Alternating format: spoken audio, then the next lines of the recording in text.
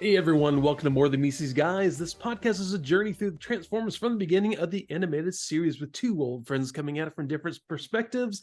Together, we will go episode by episode with the occasional extra to look at how the show holds up or if it's a trap of nostalgia. We look at all things involved in the episode, whether there were real world factors that crept into the writing or if the episode was typical afternoon cartoon fodder. I'm Evan. I'm a lifelong fan. I'm familiar with all aspects of the franchise and the fandom. And while Ed here's not, though he, saw Transformers when he was growing up a bit. So thanks for being here, everyone. Good to see you again, man. Ed, I know you were sick last week, and I was knee deep in emergency stuff around here. So were you knee deep in the hoopla? God, I wish. My stepson's he has a little apartment off the back of the house. He didn't tell us that his AC unit had been leaking all summer, so we went into his room and it's smelling mold. And yeah, Oh no! and it was like a sponge. And he was too embarrassed to tell us.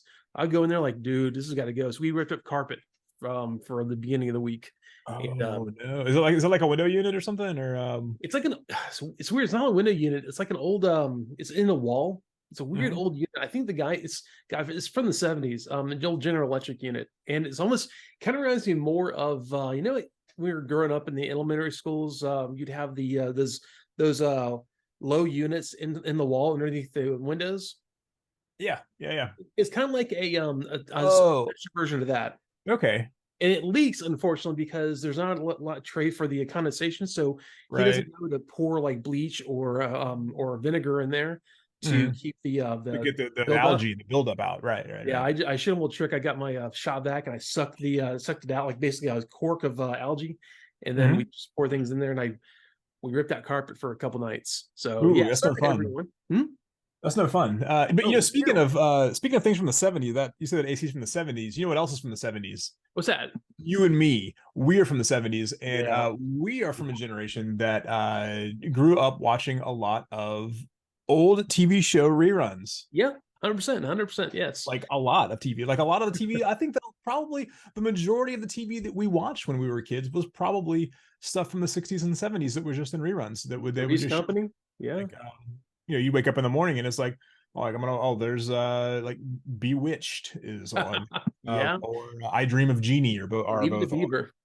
Leave It to Beaver. Yeah. God, Leave It to Beaver. So yeah, man. So yeah, like the thing with these shows though was they would be, playing reruns. Like big one for me was Star Trek, the original series, which was just Star Trek then. Star Trek, yeah. Yeah. So I would always catch these same episodes on reruns. It's like, it got to the point where when I was watching, I went through the whole thing. I was rewatching all the original series, and I would see these episodes going, I don't remember these things, man. I know I've seen these, but I don't remember these episodes because I would never catch them. I would catch like the one with Nomad. It's a really good episode where you have the robot on the ship that was gonna AI robot thing. Yeah. His name was Nomad, I believe. Or the aliens that one side his face is white and the other side is black. Yeah, but yeah, that guy, that guy that I can't remember that guy. Like I'm a big Star Trek fan, but I can't remember that guy's name. And but I always in my brain I confuse him with like the in-betweener from Marvel Comics. Same, yeah, looks Same same. kind of, So, um, but yeah, you'd always catch the same episodes and over and over. And you think like I know there's a lot more episodes than this, but you catch you catch the same ones like yeah, there's there's an Andy Griffith that for some reason I've seen like a million times, and it's the one where they're making pizza, and which when that show was out, that was like pizza was like, I mean, there weren't pizza restaurants back then. They're like, now pizza is like the most prevalent food in the United States. Pizza and tacos are the most prevalent food. But like in 1959 or 1960 or whenever, or yeah, it was later than that. It was like that, like the mid 60s when Griffith was out. But I mean, like that wasn't a thing. Maybe some places had like a local pizza place, but like there weren't like pizza chains, and delivery was like that, like a far off thing at that point. But like, what always struck me as weird about that episode is how Barney, Don Knotts, Barney Fife was Andy? like they were all sitting on Andy's porch eating pizza that they had made there, like at his house, and he was going on about how much he loved the cheese. and like because it was like a new thing, like that wasn't like a prevalent thing, like you can go to like any grocery store now and there's an embarrassment of riches of different cheeses, but at this point in United States, it was most rural places you probably had like cheddar cheese, I Yeah, guess. That was cheddar. Maybe you had Swiss if you wanted to get fancy, but it was like, you just had one cheese. That was all there was, right? But I mean, and it was probably also regional. If you went to like Wisconsin, there was probably different cheeses than there were in like Illinois or like Maine or whatever. But he was going on about how much he loved the cheese on the pizza, but he called it mozzarella. Love that mozzarella, and he said it yeah. like 14 times in the episode too. Like he just kept saying it, like Andy, I love that mozzarella. mozzarella. And Mozzarella. it was so weird hearing someone not say mozzarella. The Yeah, hard. there were just like those things you'd see growing up a lot. I mean, that's there's. I know they probably made a lot of episodes like shows like Mork and Mindy, but you always see the same ones, or at least I did. And I don't know what it is about that. It's almost like I guess probably like a network had like a local network probably had a certain number of episodes they just play randomly, and I just got unlucky or lucky either way.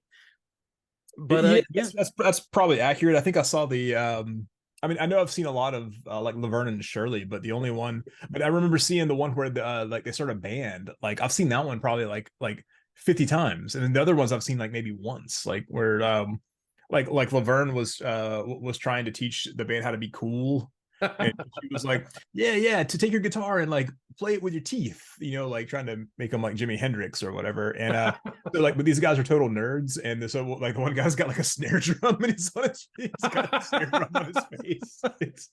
Nice. And she's like, no, take the drum off your face. It was really funny. If you get a chance to check it out.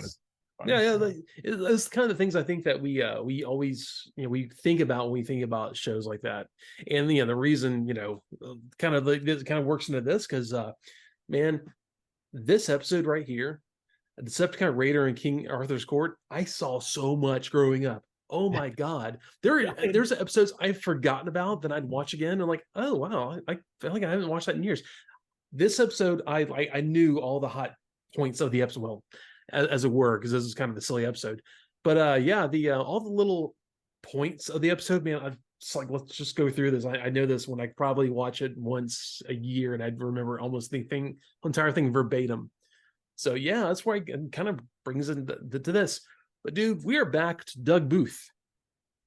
We are back at Doug Booth, and you know what's funny about this one is that normally the first thing I do the second that an episode comes on and I'm watching it is I'm like, all right, who wrote this? Yep. Pause it. I go and I meticulously scour the internet for all this information to try to dox this person as much as I possibly can. Completely forgot to do it this time. But it's Doug Booth. We know this guy. But it's Doug Booth. So we've talked enough about Doug Booth. Doug Booth is like, if there's any writer of this show that I could ever have on the show to talk to, it would absolutely 100% be Doug Booth. I would love to talk to that dude. He's one of those guys who was a standby for all these different shows. He wrote so many episodes, and I'm sure he probably reused plot points and things like that. But it was just he wrote a lot of just fun standalone episodes, and there's nothing wrong with that. That's a lot of these shows are like that. So yeah, I think that's how a lot of TV was. Back then, so 100%. So yeah, this is one of those. It starts off kind of weird though, man. You just see like Starscream, Ramjet, Rumble, and Ravage running on fumes. They're fighting against Warpath, Hoist, and some others. You don't see who they're fighting, but they're like traveling through fog. What a weird what weird groups of dudes to be hanging out. Why were those guys hanging out? Well, like why were there two tapes there and no sound wave? Maybe they got separated. I don't know. Maybe so. I don't know. And so yeah, honestly, but then again, Warpath, who was a tank and with the problems yelling and blah, blah, and a safety bot, Hoist, the nerd.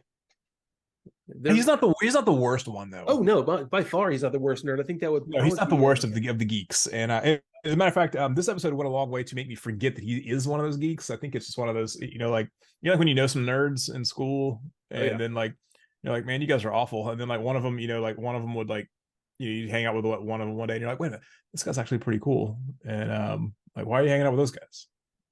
Yeah, like So you have the same interests and stuff, but he's a little more awkward than you are. Yeah, 100%. I was the awkward guy. Um, but they appear to be at Stonehenge. I mean, we're at Stonehenge.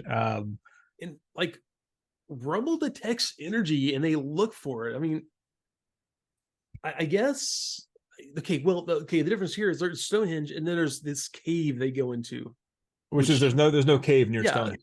Like Well, Stonehenge is like on like a hill. yeah. So it's just Then some again, standing stones, which is fine. yeah, sure. It could But be anything. but they go in this cave though, and there are like runes, like Viking runes. So there's no telling where these guys are. These guys could be in like Canada. They could be in like Iceland. They could be in Ireland. They could be in like actual Viking countries. They could actually like. It's funny. The up in I think it's New Hampshire. There is the American Stonehenge. You heard of this? No, but go ahead. I'll tell you about this. The Alabama Stonehenge though. So Oh God. Okay. Oh, I do know that one. So we'll get to that in a second. But yeah. yeah, it is an actual Stonehenge. They don't know who made it. It lines up when they believe it was built. It lines up with like the solstice, the equinox. Like it's the way it's laid out. Yeah, but it's buried in the ground. It's not standing stones. It's like kind of you can walk down into it. It's just like a conversation pit. They just discovered it, out there. Who knows how many years ago, huh. but they don't know who made it. And it's got really no records on it. It's just laid out perfectly where it would be for equinox and solstice. Maybe it was time traveling Decepticons. Who knows? Who knows? Yeah. But anyway, there's an Alabama Stonehenge also. It's actually like not even an hour from where I live. It is there's this marina over in Alabama, like near the Gulf, near the coast in Alabama, where this like really kind of bizarre, I guess, like rich dude owns. He owns that, but he owns like tons and tons of land all around it, and he's just like some nutcase, and decided that he wanted to like buy like giant fiberglass dinosaurs, and so they're hidden all over the road. So when you're driving this marina, you can stop and like look in the woods for these giant like life-size fiberglass dinosaurs. But there's also off the road, there's also a Stonehenge, like a giant fiberglass Stonehenge. You can park and you can go up to the Stonehenge, and like it's like an exact one-to-one replica of Stonehenge, but fiberglass. And then you go to the marina, and there's like a little like these woods you can walk through, and there's knights. There's like 7 knight statues. You can walk around and find all of them. And then, but then in the water right off the docks there's the Lady of the Lake, and it is a giant, like basically it's like from like the shoulders up, like her head and shoulders are floating in the water, and there's like a hand with a sword, and then like the knees are floating. So it looks like a giant, like a 50-foot giant is like laying in the bay with a sword in her hand. God, that sounds amazing. It sounds like a Goofy Golf place, but it very much is like the Goofy Golf type stuff. But it's like this dude, this guy's like a billionaire. And like just decided to put it. He just thought it would be cool to have it at his marina. And I'm like, you know what? As much as I'm in favor of guillotines for the billionaires, if I was a billionaire, that's the kind of dumb stuff that I would do. So I'm okay. That sounds awesome. Yeah, actually, I got one more story off of that. So I live in Auburn, and there's this the Auburn Museum of Art, which is on when you come through from I-85, you come down College. It's on the right there, and there's just like a little pond out in front of it and stuff. The cool sculptures all behind it and everything like that. For like the first year and a half I lived here, I kept seeing these 2 dudes. It was like statues of dudes in the water, like up to here, and they had bunny ears on. Oh yeah. I don't. There's no explanation, man. It was like, I guess it was an art thing that probably some student did, but it almost looked like someone's wearing the bunny pajamas, the onesie that the kid wears in Christmas Story. Yeah, it was kind of like that, except dudes with like mustaches and beards, 2 of them facing each other in the water, and like you'd see like ducks and whether birds just perch on them, stuff like. Anyways, it's eccentric, weird art things, but okay, yeah. Fair enough. Speaking of eccentric, weird things, though, and so they're dying for energy, and like Rumble's like, "Hey, look, I found this cool thing," and there's these weird symbols, and he starts punching him, and Starscream like beats him aside, like, "No, let me do it." I'm gonna push the buttons. I'm gonna push the buttons because there push might be energy, and I could use it first before you. And so yeah, he goes like beep beep beep beep. All he does is he presses buttons. It's like he's opening the Stargate, and the this whole archway thing is there, and they walk through it, and they end up on the other side with like these knights on horseback attacking. These guys charge right at him. Yeah. And dude, Starscream hits this dude with an open palm strike. He comes in and like I was gonna make a real dumb like Japanese pro wrestling joke that probably one person on the face of the earth would get, but I'm gonna let it go. But it was very cool. He just slapped him like dead off his horse. Oh, it's fantastic. They like call him like strange looking Autobots. I mean, okay, at this point, yeah, they call them strange looking Autobots. That's right.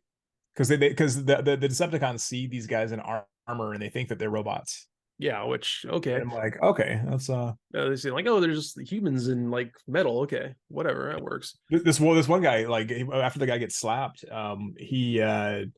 we're doomed. He's just done. He's like because like they see like a metal giant, coming in to fight them, and yeah, I mean, I think I was doomed too. Oh yeah, dude, right. I would think that now. Like we don't live in like medieval times. I would still think that. Oh, spoiler, neither did they. They live in the dark ages, but sorry, feudal times. Feudal times. Oh, so this one is this sorry, I didn't mean to offend your sense of time nerdiness. I typed a lot of things up about that, but I'm gonna let that go because it of like out of place anachronistic suits of armor and such. Oh yeah, at least they didn't. Like I'm thinking of the medieval times joke from Cable Guy where like, do you have Pepsi in medieval times? Yeah. Anyway, you do get the pastry of the castle at medieval times, which is actually pretty delicious. Never been there.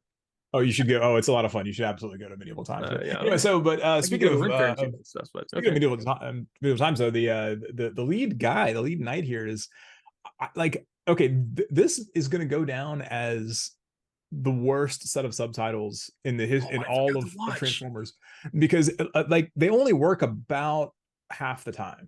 Okay. And the other half of the time, it's like the sentences aren't complete and everything's wrong. But anyway, this dude is called, I can't understand what they're saying, but the subtitles called him Sir Wagon. And that's all I heard. The entire episode was Sir Wagon. And I'm like, yo, this guy's called Sir Wagon. It's making me think of the joke from Robin Hood Men in Tights, like, and all the commodes and all the kingdoms shall be called Johns. The Sir Wagon. Sir Wagon. So the Decepticons trying to figure out what year they're in, and here we go with a bunch of stuff here, and this guy eventually says that they're in. Sir Wagon says they're in 543 Anno Domini. The subtitles called it 543, or they called it 43 Arnold Dominic. That's my new headcanon for AD now. 43 Arnold Dominic. Arnold Dominic. Man, the subtitles do not like Latin. Dude, 43 Arnold Dominic. This is real good. That works for me, man. Arnold Dominic from now on. We live in 2023 Arnold Dominic right now. Arnold Dominic. Oh, mods, that's going to be the part of the title of this episode. Arnold Dominic. Arnold Dominic. Love it. Okay, so but dude, Hoist and Warpath along Spike walk through also, and they run into, what was that, Nimue? Is that her? What did it call her on the subtitles? The subtitles changed literally every time they said her name. Nimue. Nimue was the first one that I got, so I went with Nimue the entire time. I think it may have been something else. I had the sound down a little bit, so yeah, Nimue I think was what I got out of it here. I think but Spike forgot all about Carly. He was just like, he's like, well, hey, like different zip code, man, different time, different century. Hey, this guy pulled the total Bill and Ted. He found the historical babe. Well, bad. Spoiler alert, doesn't work out the same for It doesn't him. work out. It doesn't work out. Not quite. Yeah. But as a side note, there was a part here. The first of many discrepancies with the actual year itself, where Starscream said that he was like, wait a minute. It dawned on Starscream that he was like, well, I'm the only Decepticon here, and Megatron's not here, and neither are the Autobots, so I can rule. So as you can see the plan hatching in his head here. So he's like I've got 1,461 years before Megatron and the Autobots show up. So I did the math there, and adding 1,461 to the year 543 Arnold Dominic, and that would mean that Transformers takes place in the year 2004. So were you saying is Starscream is really bad at math? Yes, that's exactly what I'm saying. Is that Starscream's okay? So if we can go for the Marvel No Prize here. Mm-hmm. Oh yeah. You remember No Prizes where you had to explain continuity? Okay, yes. or holding continuity. So maybe because he's so low on energy. Yeah. The calculator in his brain wasn't working correctly. Yeah. That's the same reason I make mistakes all the time too when I'm low on energy. That's exactly. I'm very often low on energy. Yeah. Or so I say. So yeah. So but Hoist scans Nimeli's outfit, and he comes up with the fact that in his data bank he comes up with the fact that she's from 542 Arnold Dominic and not 543. Fashions change a lot in medieval times. I mean, the Dark Ages. Yes, yeah. Not medieval times, as we've already discussed. But well, I mean, yeah, look, it's a year off. I mean, can she not be wearing the same dress from a year ago? You still wearing the clothes you wore from a year ago? Dude, yeah, I am. Well, that was because we're middle-aged dudes, and we both probably owned the shirts we're wearing for 10 years. Oh, dude, okay, I need you to say that for my wife. And she says, why do you still have the shirt? Like, because I like it. Why shouldn't I, man? The only way I get rid of shorts is I've got the hole in the butt's too big, and I gotta get rid of it at that point. But otherwise, yeah, these are, yeah, okay. That's a whole different tangent. But yeah, exactly. So yeah, he scans them, and it was a really, I don't know what kind of like information database Hoist has. I kind of thought architecture would be a big thing, but he'd like look at a castle and say, oh, well, architecture means that we're in this time. Oh, apparently women's fashion is a big thing for him. Historical women's Dark Ages fashion. Dark Ages era women's yes. There's a weird subtitle thing here where they're talking about somebody in Ramjet, and they say the subtitle said Saranjet. No, he calls him Sir Ramjet, because all the Autobot Decepticons immediately got knighted, like out of the like the second they were there, they were knights. They demanded it. Well, yeah, they called him Sir Ramjet, but it said Saranjet, like Saran wrap, and which every time I hear anything involving Saran wrap, I always think of this really dumb throwaway bit from like Mad Magazine in like 1988, where it was like it was like, hey, what if celebrities endorsed products? And one of them was Susan Sarandon had Susan Saran wrap, and I'm like, it's the dumbest thing, but it has stuck in my head since. I'm like, every time I think of Susan Sarandon, I'm like, Susan Saran wrap. That's so dumb, but I love that. I know. It's very dumb. I can't even laugh at it, but it's not funny. It's funny that it's so bad. That's the only reason it's funny. Hey, the one Mac on the face of the earth that has a bad battery.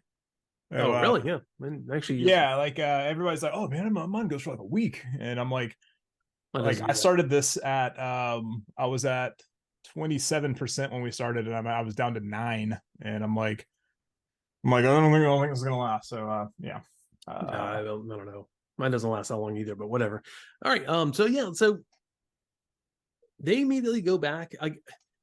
Nimue has no problem jumping into Hoist either. Like, no, she doesn't. I figured they were going to drop in like let me get into this enchanted carriage you have here, but no, she's just like, oh yeah, my dad will be so happy to see you guys. Like, what? Yeah, just jumps right in, like no problem at all. And like Spike's excited. He's like, oh, get right back with her, and you got to think they're in the Dark Ages, not medieval times.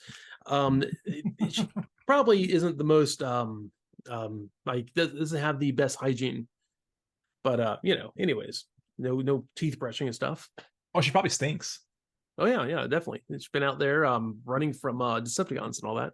So they get back and immediately they try to put Spike in an off the rack suit of armor. And he's terrible at this. Yeah, he's really bad at being like they just bring this guy right in. This guy's from no one knows who this guy is. They give him a suit of armor. There's just peasants over there mining the fields for the feudal lords. Is like, I'd like a suit of armor. No, peasants. Nope. Keep raking potatoes. So yeah. You keep farming that dirt. Magic carriage shows up. So yeah, man. And they're like, "Yo, come on in, man. You guys are cool." Yeah. Don't mind the transforming giant, metal dudes. And then so he can't wear this off the rack suit of armor. So which that's not even a thing. Everyone's had armor made for them. So Hoist is like, I got you, and like scans Spike, and then he takes this piece of metal and like makes armor. And yeah, he like forges it right there, like with a laser beam. Yeah, he's like, oh, but now he's low energy, but which is the entire plot of the episode is plot of the episode. Yeah, we're low in energy. Let's see what we can do in the Dark Ages in 542. Or is it 543? 543. Well, maybe so. I don't know. According to fashion, it's 542. Right. But so girls wearing these old out of date, wearing last year's clothes, dude. Yeah. And so they put Spike to joust. Why? Like was there just like a tourney like a tournament going on that they were like, put this guy on a horse, man, like this dude he's not knighted, he's not a well, apparently he is now. He's got his own armor. He puts him on a horse with barding, full barding and everything, and like gets him a jousting. Yeah. What was it? What's the term for a jousting? The tilt. What the tilt? The tilt is that the tilt? The whole pole? Wait, what are you talking about? The jousting pole. The lance. Lance. You forgot the word lance. I did. I mean, like. Okay. I remember some really dumb things. And I apologize also, man. I drove 7 hours to go do a lab in Florida yesterday in the woods. Then I'm back here today. It's been a heck of a week. So yes, I forgot Lance. Forgive me. But at least I got I didn't say medieval times like you did. So yeah, man. They put him in there as the champion. For some reason, he's now the champion of this feudal lord. For some reason, and like, I don't know, man. I don't know. Well, they immediately realize that he's terrible at this. He's really bad at this. But Rumble shows up unhorsed. They immediately unhorsed, and he's like holding onto his horse's tail and getting drugged by the horse's tail. It's hilarious. And you notice he has a shield that has an Autobot symbol on it too. By the way, I did notice that, and I thought that was very cool. I thought like his device was an Autobot symbol. I thought I thought it was kind of silly at first, but I'm thinking like, well, it's kind of his crest, I guess. So yeah, it makes sense. Yeah, Rumble shows up on Ramjet. He's riding Ramjet like a horse. This is great. Fantastic. This is so cool. And so then like the Red Knight, the other main knight here, who I didn't catch his name, but they just call him the Red Knight, and he does the same thing with Warpath. And so for the second time in this episode, Ramjet has rammed himself directly into the front of Warpath and just completely wrecked like the nose cone of the jet. I'm like, that's not what jets are designed for. No, he's not. And the reason put on a new nose cone also, or something like that. There's a reason that tanks are called armor. There's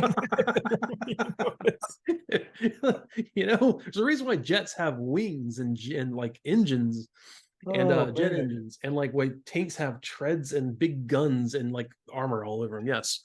So yeah, this is cool. It was kind of cool though, because like you get to see the the like almost like the cavalry charge, because like I don't know if I've said this on the show before, but like in any kind of movie with like medieval style or Dark Ages style battles, the scene where the two armies are running each other, because it always happens where like they always kind of direct it the same, where it's like it's like, you get the the dudes are running, and then you get the dramatic music, and then like the music stops, and then you just get these two like wall Crunch. dudes, yeah, and it's silent, and it's the crunch. The clash is my favorite part, and I really love it when there's cavalry involved.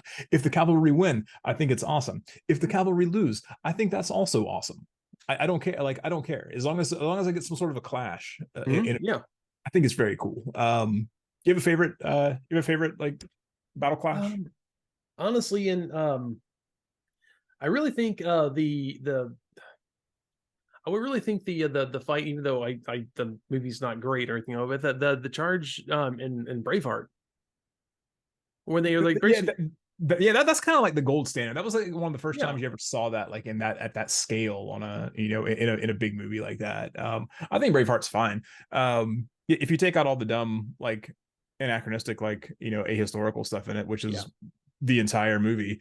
Other than the entire movie is great. If you ignore all that, if you ignore the entire movie, the movie's pretty good. No, I mean, for what it is, it's like, if you take it as a like a heavily mythologized take on particular real life dude, I think it's a very fun movie.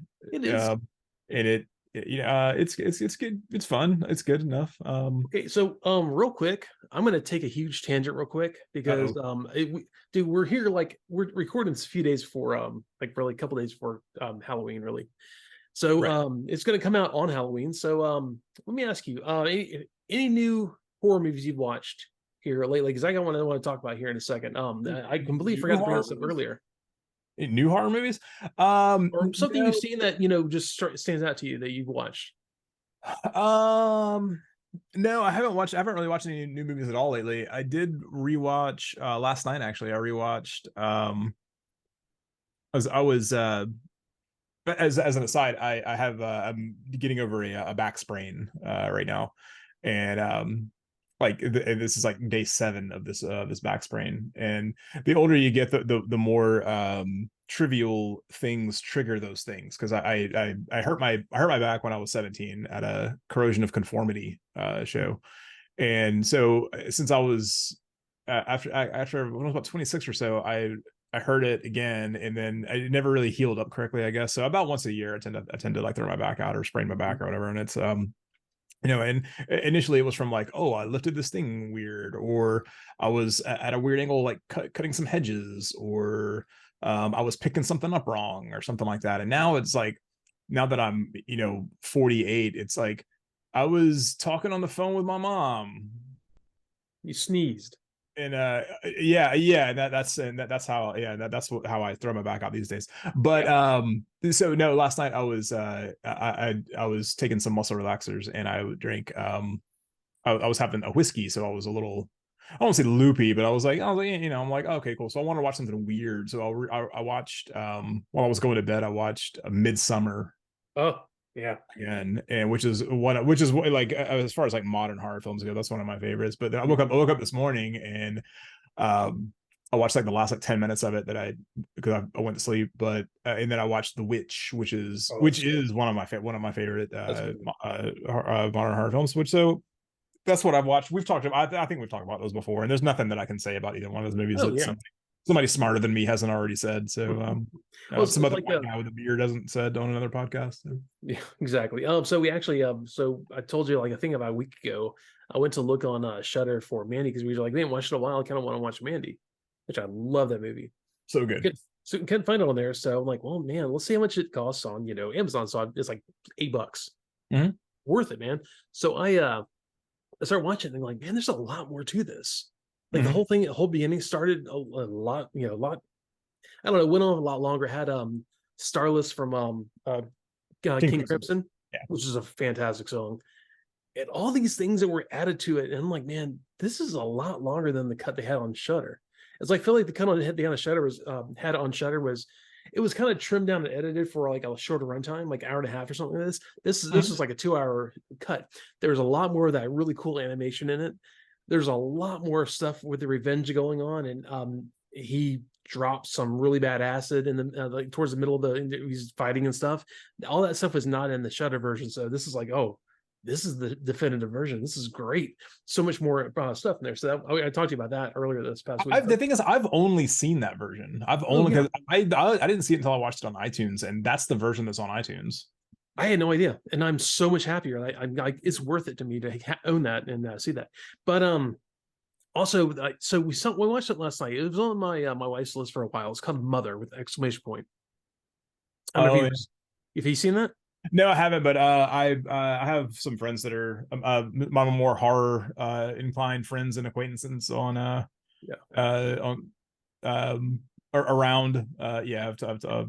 I don't know if I would call it horror, but it's definitely like a psychological thriller. It's the same guy who did Black Swan.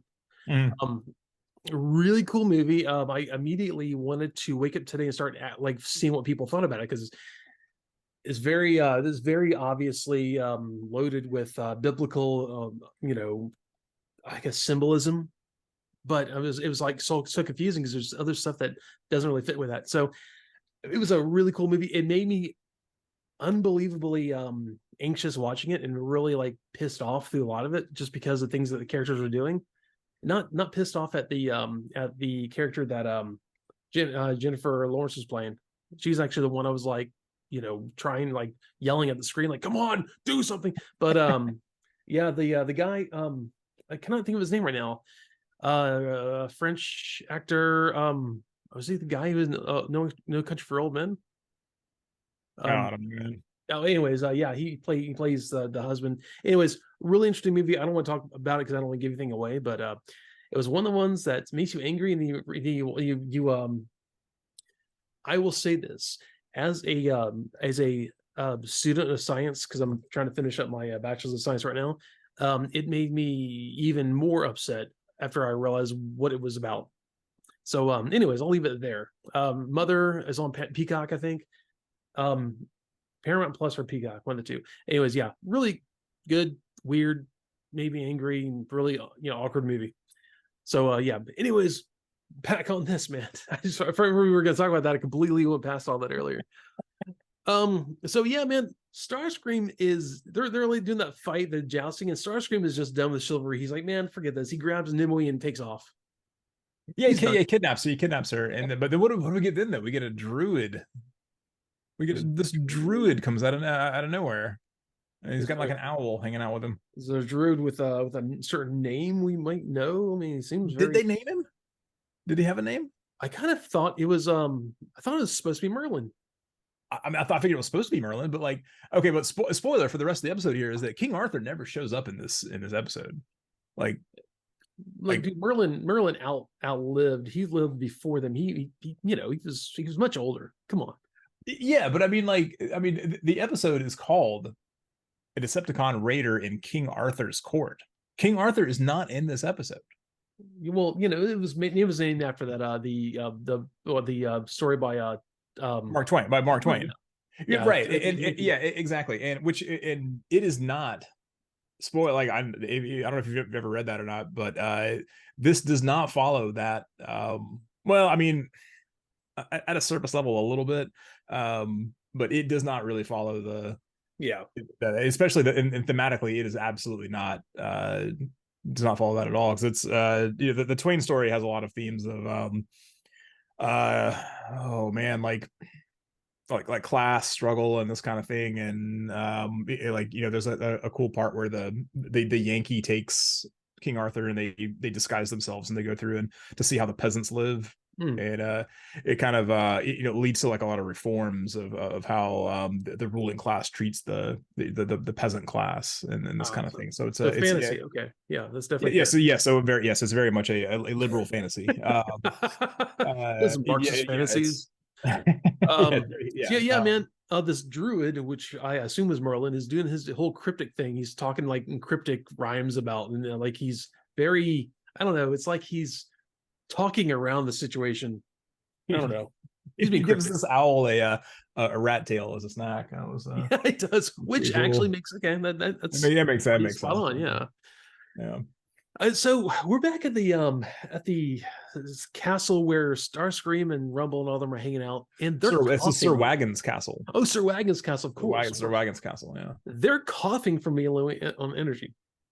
Yeah, why they call it coughing? What is like General Grievous over here? Like what's going on here? Lozenge. So some peasant gives Starscream all of Sir Wagon's treasure and jewels so he can make Yeah. golden wire for a dynamo. Sir Wagon is like, that's all my treasure. He took a handful of gold and made spaghetti out of it. He's like, I'm just gonna spin. He made some pasta. Rumpelstiltskin. He made some pasta. Yeah, but yeah, it was like it was spinning gold thread, man. Which this whole thing actually is a bit of a theme from Connecticut Yankee and King Arthur's Court, because but the protagonist does this and not a villain that comes through. It's not like it's not like like a Carnegie comes through with him, and So what you're saying is this is a bit of a nod to the story that this is a nod to, anyways, for the title. Yeah. Well, in the Twain story, the protagonist like basically builds up an entire in secret uses this knowledge that he has and builds up an entire like 19th century style infrastructure, and builds all these factories and schools in secret, and then like reveals it, and so it's he basically modernizes England, like 550 AD, Arnold Dominic, England, and makes it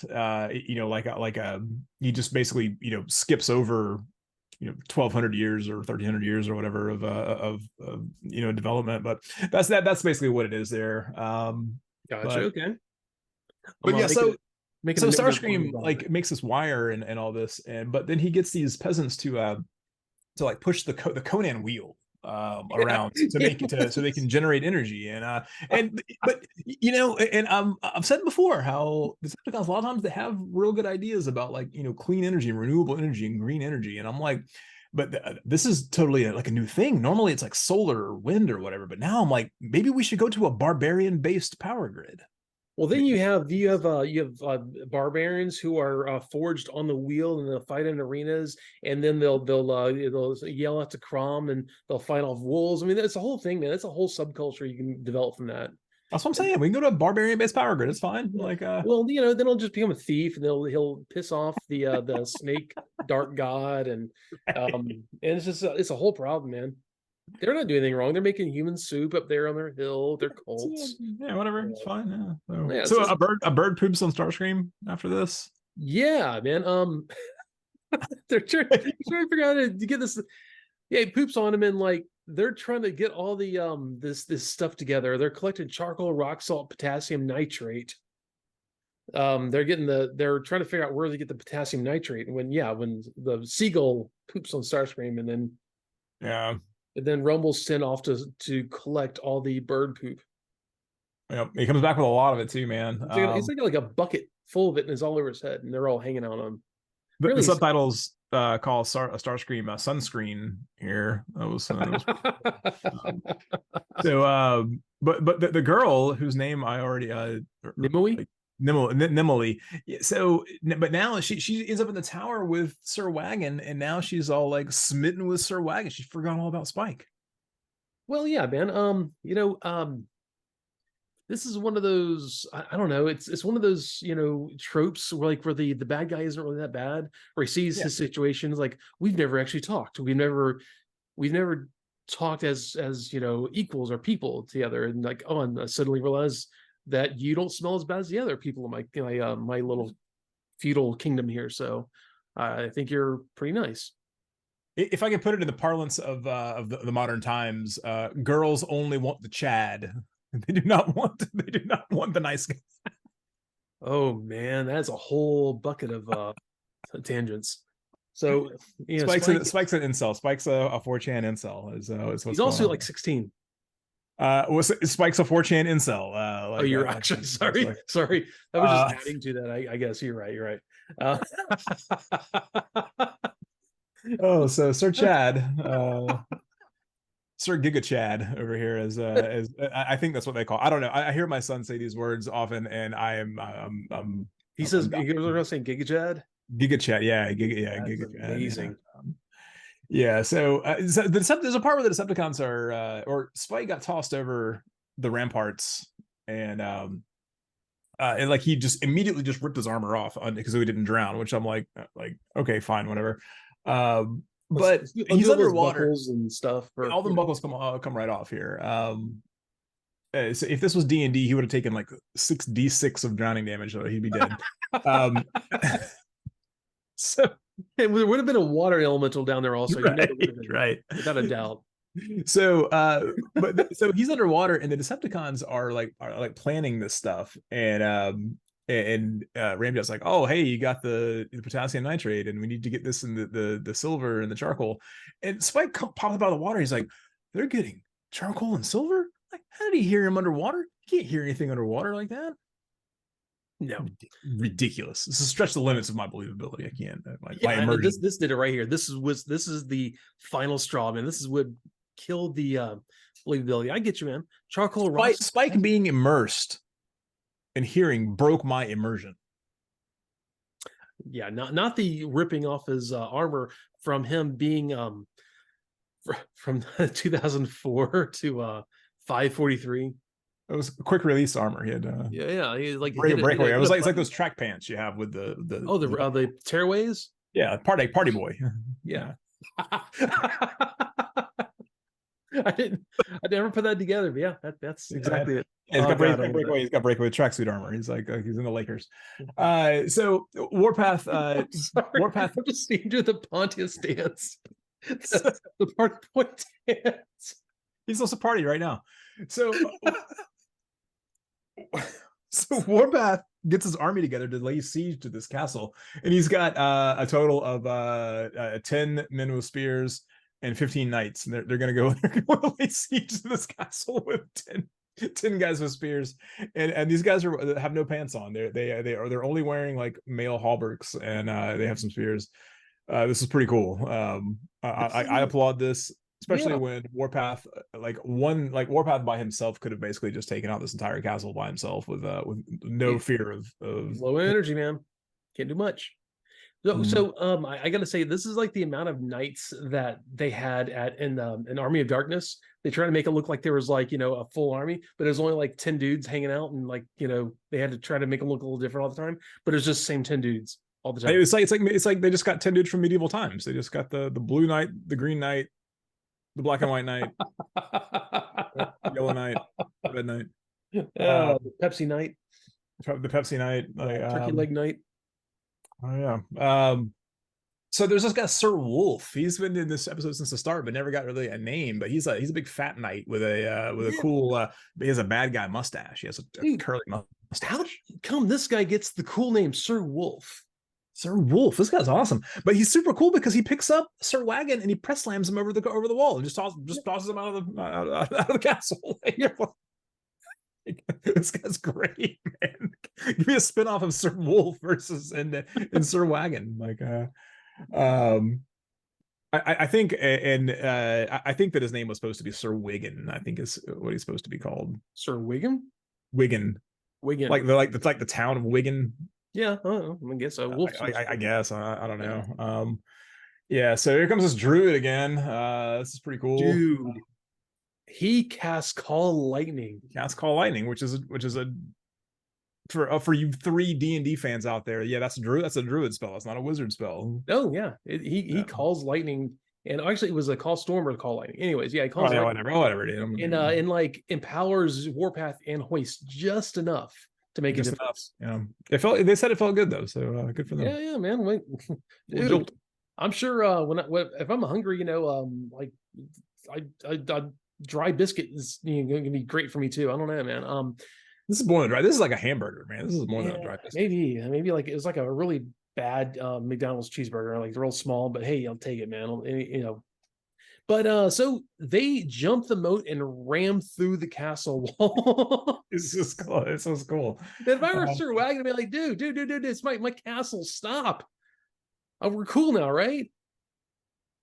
But Sir Wolf has occupied the castle though, so you got to root him out, man.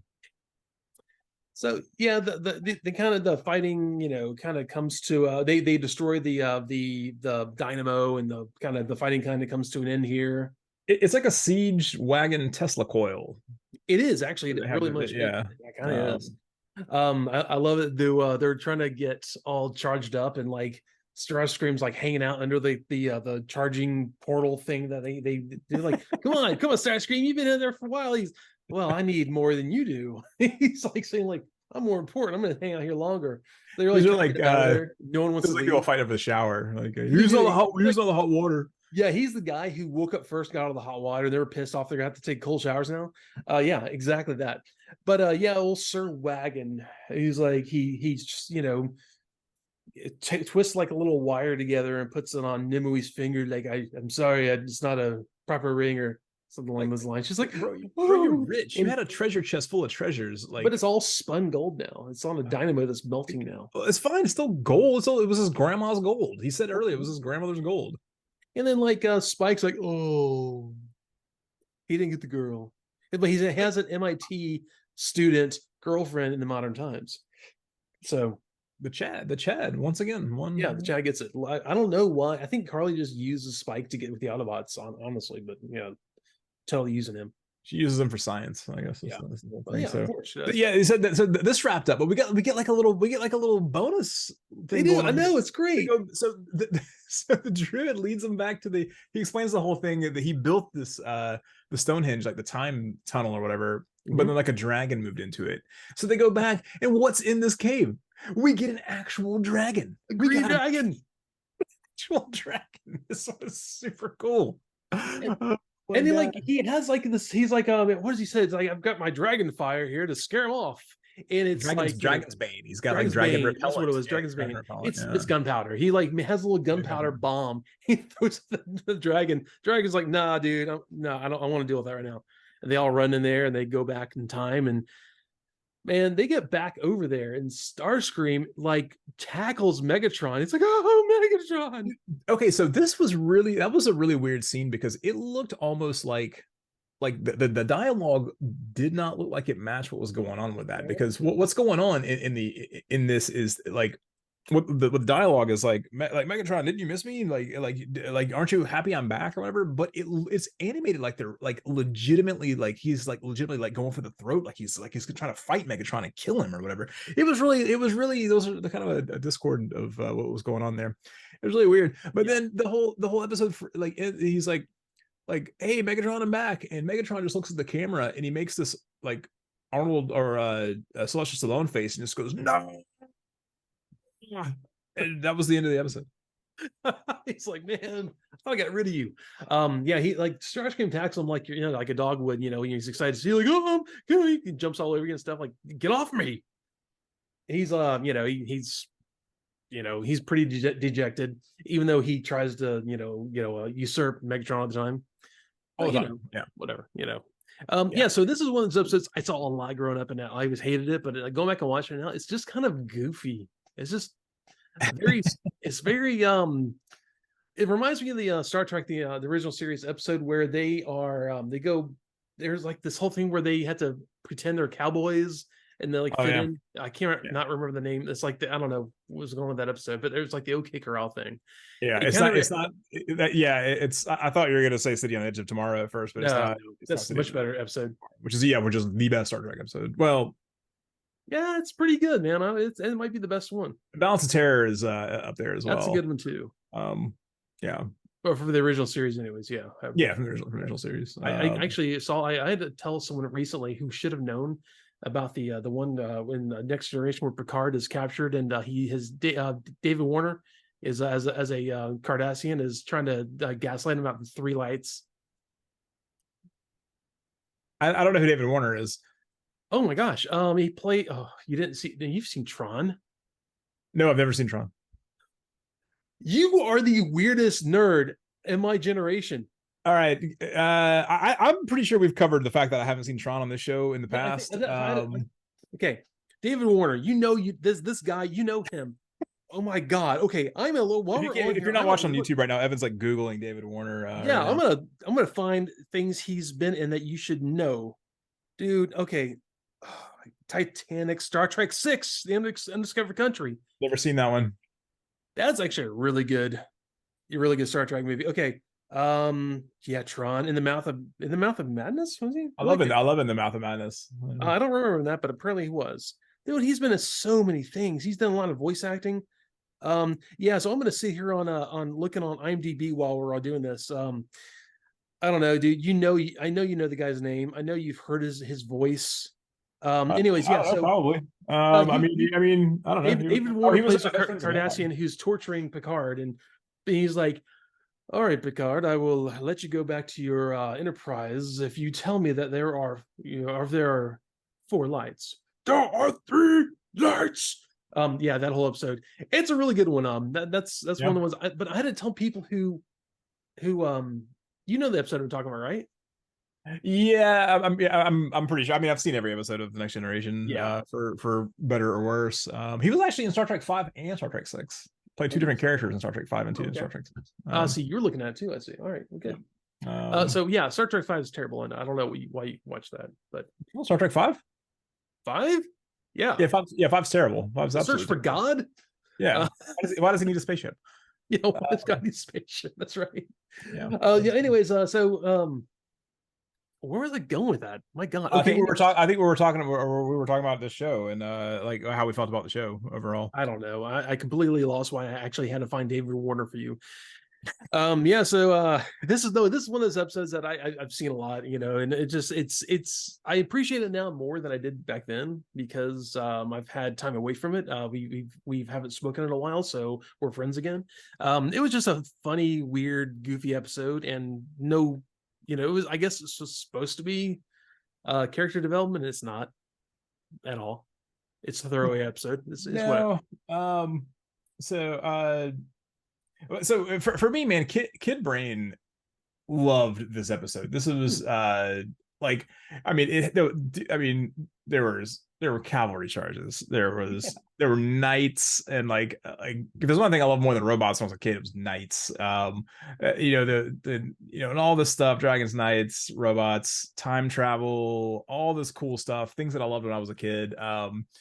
So Kid Brain's gonna have to go 4 cavalry charges out of 5, and 4 good cavalry charges, 4 like Kingdom of Heaven cavalry charges, wow. 4 Return of the King cavalry charges. Too. Those are good cavalry charges. No, it was a lot of fun, even though it had like I didn't care about any of the Autobot. Like I cannot stand any of the Autobots in this episode. And even as a kid, I'm like, I don't want to watch these geeks. But Starscream's in it. Starscream's always cool. Adult Brain, I don't know. Like, it was fine. I don't think there was much to like, I don't know, sink into, but it was fine, and it was good.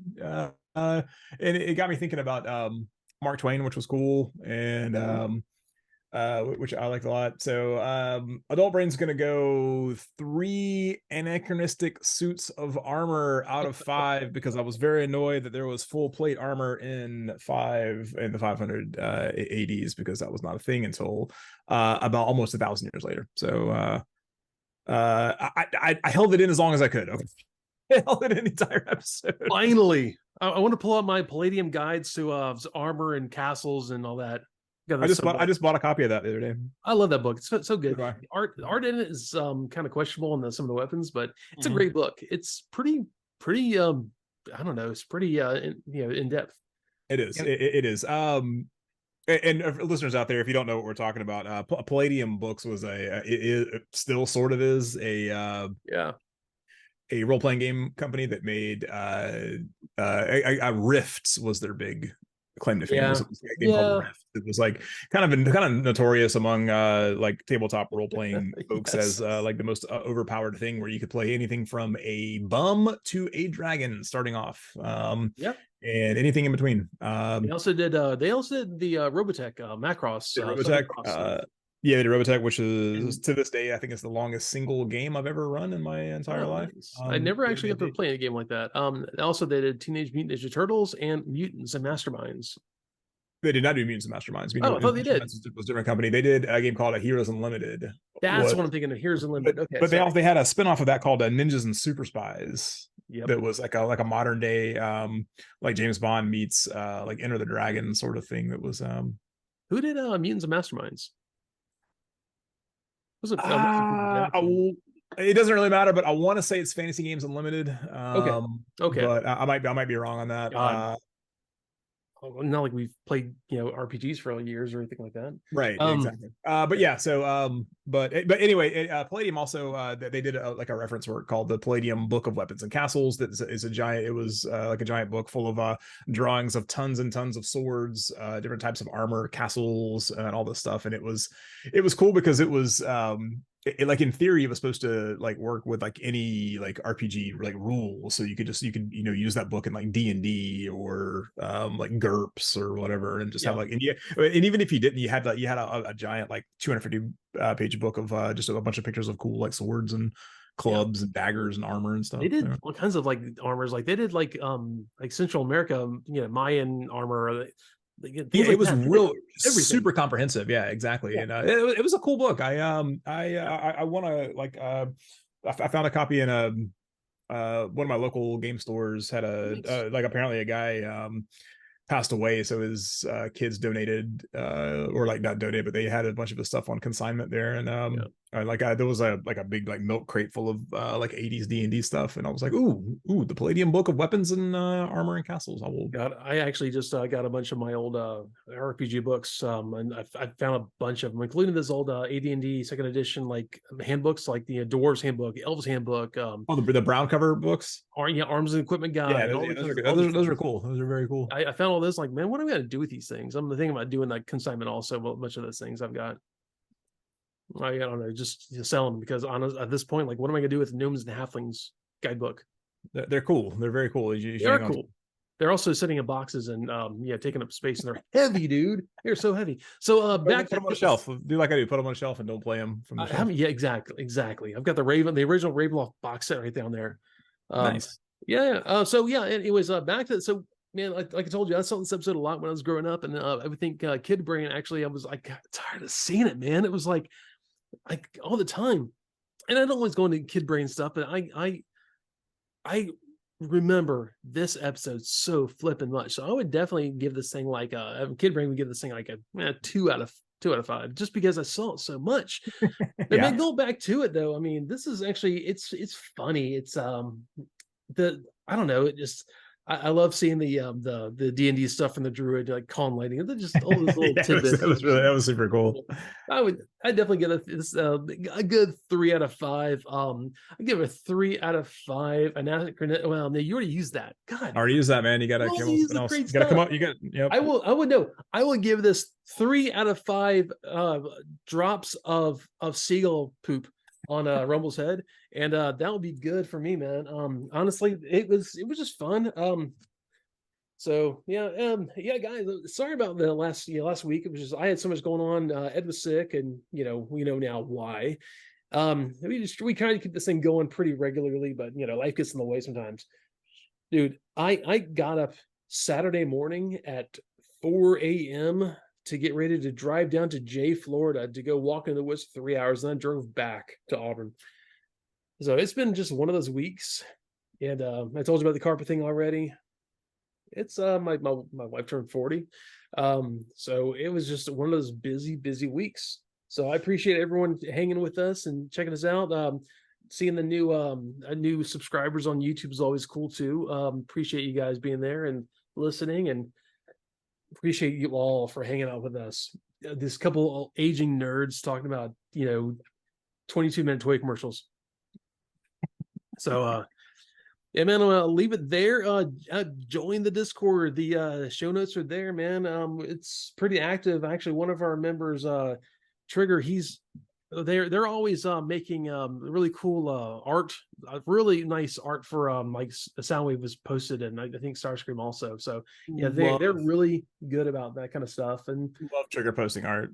Yeah, and all the kind of stuff. We just hang out and talk about nerdy stuff. So y'all take it easy, have a great week, and Ed, anything to take us out with? No, I'm just gonna go have me a delicious slice of mozzarella pizza here and roll out. See you guys.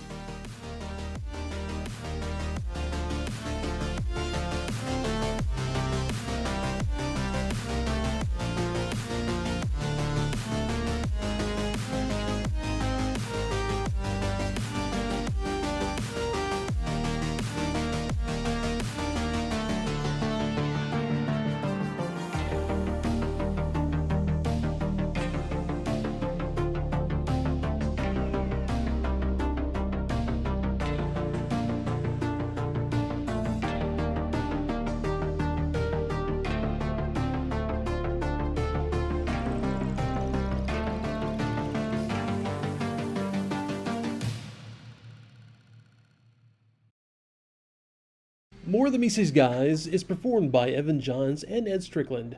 Research is performed by Evan Johns, Ed Strickland, and with special research done by Boo of the AxelonUnderground.net. All used images in the videos are property of Sunbow, Hasbro, Paramount, or Marvel. And as always, thank you so much for tuning in every week with us. We appreciate it.